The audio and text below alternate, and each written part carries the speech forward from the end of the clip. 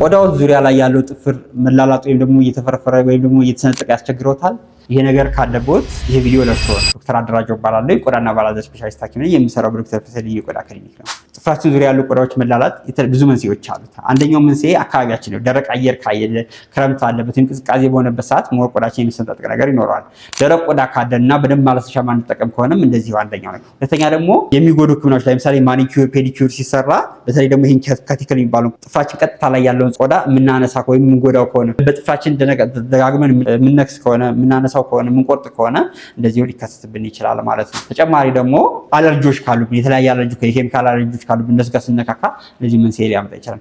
ሌላኛው ደግሞ የቆዳ ህመሞች ካሉ ሶሪያሲስ እጅ ላይ ካለ አለርጂዎች እጅ ላይ ካሉ እንደዚህ አይነት ነገር ሊከሰት ይችላል። ተጨማሪ ደግሞ የቫይታሚን እጥረቶች ቫይታሚን ኤ፣ ካልሲየም እጥረት ካለ፣ ባዮቲን እጥረት ካለ፣ ቫይታሚን ቢ12 እጥረት ካለ፣ አይረን እጥረት ካለ፣ ኒያሲን እጥረት ካለ እንደዚህ አይነት ነገሮችን ሊያመጣ ይችላል ማለት ነው።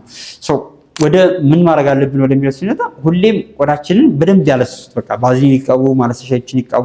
እንዲሁም ደግሞ ጥፍር ቀለሞችን ማስወገጃዎች ስንጠቀም ደግሞ አሲቶን ያላቸው ነገሮች አንጠቀም። አሲቶን እንደዚህ ቆዳችንን ዙሪያውን ያለውን ስለሚጎዳ ማለት ነው። ከዛ ውጭ ደግሞ ቆዳዎትን በተለይ ደግሞ ጥፍሮት ስር ያሉትን ቆዳ መንከባከብ አለ። ልክ እንደሌላው ቆዳ ሁሉ ማለስለሻ አድርገው ረጅም ሰዓት ደግሞ እንደዚህ ውሃ ውስጥ ገብተው የሚሰሩ ምናምን ሲሆን ደግሞ ጓንት አድርገው ቢጠቀሙ የበለጠ እንመክራለን ማለት ነው። በተለይ ደግሞ ምግቦችን ላይክ በቫይታሚን ኤ፣ በካልሲየም፣ በባዮቲን፣ በቫይታሚን ቢ12፣ በአይረን የበለጸጉ ምግቦችን መመገብም እንደዚሁ ቆዳችን እንድንከባከብ ያደርጋል ማለት ነው። እነዚህ ነገሮች የምናደርግ ከሆነ የመመለስ ነገሩ ስለሚኖር ማለት ነው። ሀሳብ፣ አስተያየት፣ ጥያቄ ካላችሁ ኮሜንት አድርጉና ላይክ አድርጉ፣ ሼር አድርጉን። ይህን ችግሮች ጨምሮ ማንኛውም የቆዳ ችግር፣ የፀጉር ችግር እንዲሁም የጥፍር ችግር ካለ በዶክተር ፈሰል የቆዳ ክሊኒክ ዘነበ ወርቅ እንዲሁም ቦሌ ቅርንጫፍ መታችሁ አስፈላጊውን ሕክምና እና ምርመራ ማግኘት የምትችሉ መሆኑን መናገር ፈልጋለሁ። አመሰግናለሁ።